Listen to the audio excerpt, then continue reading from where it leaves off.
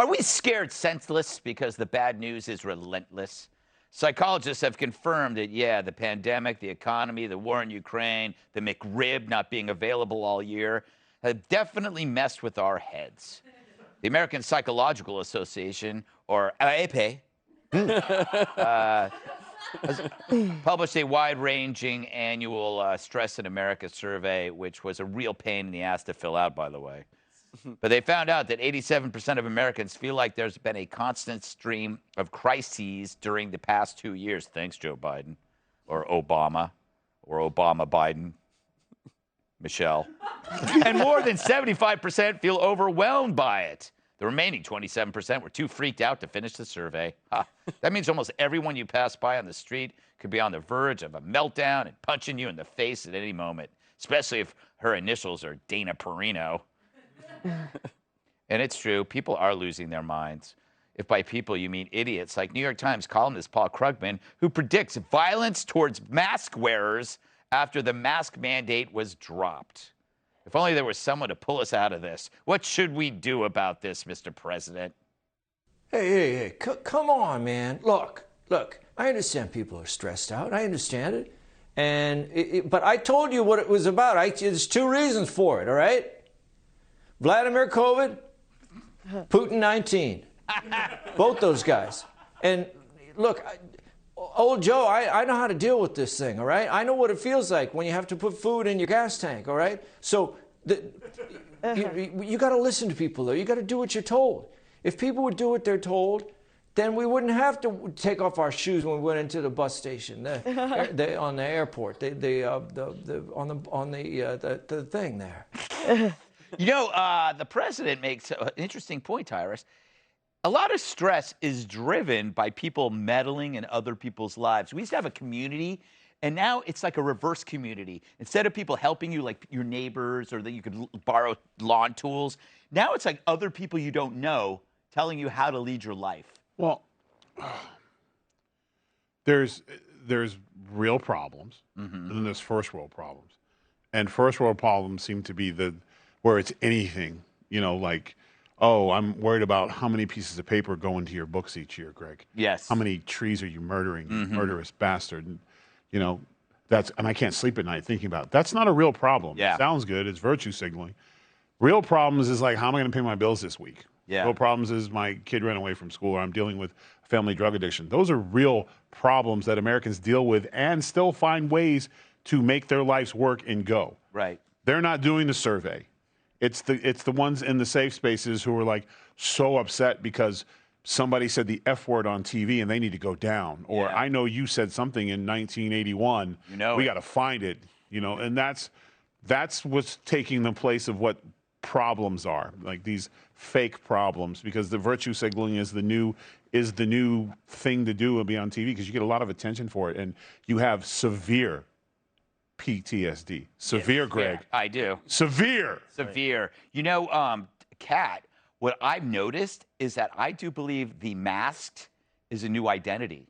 It's going to be because if Krugman says that you could be victimized, that's a victim class. We might have like masked hate crimes, yes. Probably will. Like unmasked MAGA supporters. Yeah. Putting a noose around your neck, Kat, for wearing a mask. Yeah, I don't know. Does he actually believe that that's true or not? And I don't know which one is worse. Because I really don't think that's going to happen. Yes. I mean, when I see people, like, still in New York, there's people outside who wear masks. And I generally, maybe they have some sort of medical condition. I generally do assume that you're stupid. Yeah. But I'm not going to hit you. No. Okay, I don't think people are going to be beating people up because they want to wear masks. I just don't want someone to force me to wear a mask. And it's been so fun for them for so many years to have all these options. Yes. Oh, you went out and that makes you a bad person. Or, oh, I wear this mask on my face, so I'm a better person. Usually you have to put in more effort to have people think you're a good person, but here you don't. And I think that's what they're mourning more than the mask. Is the mask the new Western burqa?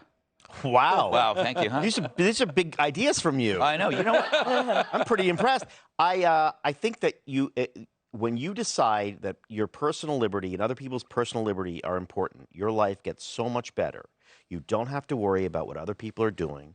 You don't have to worry about how they're raising their kids. You don't have to worry about whether they're wearing a mask or not. You've got so much more free time to enjoy your life. Yeah. But it is true, I feel like there has been this 2 years of stress and I think it's been a difficult century, to be honest, with a lot of things going on. Right. That we should probably all decide to do the healthy thing, which is to take all those feelings and bottle them up and stick them in a very secret place and pretend none of it ever happened. You know, I'm not supposed to say this, but the solution is drugs. Probably mushrooms. I would say mushrooms. Legal mushrooms would probably solve all this. You know what's interesting? We talk about this stress. The study comes out. You know what's missing from all this stress? Trump. I thought Trump was the thing causing all the stress. That is a great point. And he's gone. He's not around. He's not tweeting. And yet we have all this stress. I blame it on the damn liberals.